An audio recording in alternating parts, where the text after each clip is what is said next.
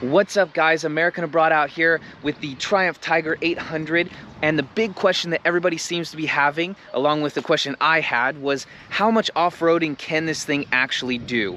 This is the road edition, so checking it out today to see how much off-road we can actually do with the Triumph Tiger 800 Street Edition, and actually how well does it perform. So let's get after it. Alright guys, so here we are doing a little bit of light off-roading, and these gravel roads were actually some of the best that I've been on. They're really nice, just really cut through. It doesn't seem like they have too many rocks. In a little bit I'll show you another video of some really deep rocks that we got through, and that was a little bit more challenging of a ride. So transitioning from off-road to on-road and on-road off-road, the bike felt great. I didn't feel like I was losing any traction. Again, these were really nice off-road trails, if you could call them that, but it was actually really great. Handled super well. You know, of course, any bigger bike is not going to handle the best off-road like this, but man, this thing really did chug right through all of this. I felt like I could lean decently, actually, when I'm going through these turns. Of course, it's totally different. You want that back wheel to slide a little bit. I never did turn off the ABS, but the bike still rode great. I didn't really feel the need to have to slide it. And man, look at these views. Absolutely incredible day of riding here.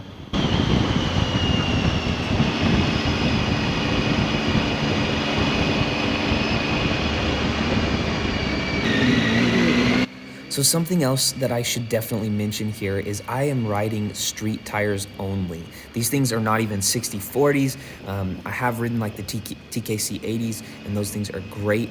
But man, these things are literally just street tires. So the fact that it did handle so well with only street tires, right now I'm running the Scorpions. They're amazing. And man, it just really rode well. I felt super stable. I never felt like I was going to lose control. Again, these were great trails, not super deep sand or anything. But yeah, it was great. Absolutely had no problem with these tires. So I was with 3 other riders on this day, and 3 of them all had BMW GSs. 2 of them were GSAs, and those 2 were rallies. So they're really built for this off-road orientation. And the Tiger held right along with them, you know. I didn't have to feel like I was catching up or anything. The bike is super light, super nimble. So I felt like I even could have pushed it a little bit more. If I had spoked wheels, I would have been willing to do that. But I didn't want to push these solid rims too much off-road. But the spoked wheels, I definitely would have been pushing a little bit harder. So over here, just a little bit more technical riding. Definitely had to still give it gas to get over those things, because some of those bumps you would have just sat right down in them if you didn't. So a little bit of technical riding there, not too bad.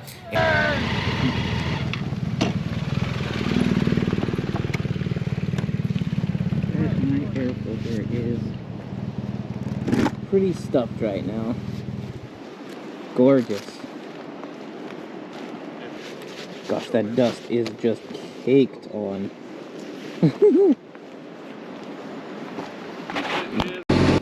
Okay, so here we are on the most technical trail that we did all day, and it was pretty straight, but the problem was the rocks on here were not small, they were pretty deep, and they were massive. So anytime you're hitting these rocks, they're flying all over the place, they're really smacking the bike, and this is where I felt like the bike maybe didn't perform the best.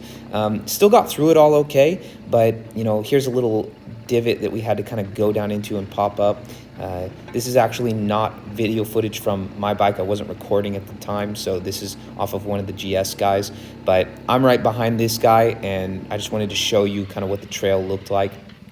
Yeah, it was super intense riding. I hit a couple of really big rocks, and the bike actually still didn't fall over, so I was quite happy with it. The suspension is lacking a little bit, doesn't corner as well in the road, and of course off-road it did struggle a bit. I would have liked a little bit more performance out of the suspension, but hey, for a Triumph Tiger 800 Road Edition, this thing held up like a champ off-road.